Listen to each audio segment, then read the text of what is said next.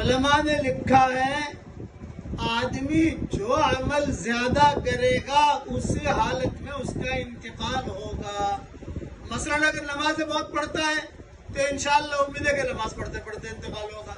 مثلا اگر قرآن بہت پڑھتا ہے تو قرآن پڑھتے پڑھتے انتقال ہوگا انشاءاللہ۔ مثلا روزہ بہت رکھتا ہے تو روزہ رکھتے رکھتے انتقال ہوگا انشاءاللہ۔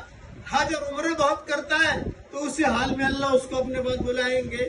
تہجد بہت پڑھتا ہے تو تہجد پڑھتے پڑھتے اللہ بلائیں گے۔ اور تسبیح بہت پڑھتا ہے، ہر وقت درود شریف تسبیح وغیرہ پڑھتا رہتا ہے تو اللہ تعالیٰ اسی حال میں اس کو اپنے پاس بلائیں گے۔ اور اگر خدا نخواستہ کوئی گناہ کی عادت پڑ گئی ہے، گانے سننے کی عادت پڑ گئی، گانے بہت سنتا ہے تو گانا سنتے سنتے مرے گا۔ یوٹیوب میں جو ہے گندی تصویریں دیکھنے کی بہت عادت ہے تو گندی تصویریں دیکھتے دیکھتے مرے گا۔ شراب پینے کی بہت عادت ہے تو شراب پیتے پیتے مرے گا۔ سگریٹ پینے کی بہت عادت ہے تو سگریٹ پیتے پیتے مرے گا۔ اس لیے کہ اعتبار خاتمے کا ہوتا ہے، اعتبار خاتمے کا ہوتا ہے۔ اللہ تعالی ہم سب کو ایمان کی حالت میں اپنے پاس بلائے اور اچھا عمل کرتے کرتے اپنے پاس اللہ تعالی ہم سب کو بلائے، اور یہ دعا ہم سب کے لیے اللہ قبول فرمائے، آمین۔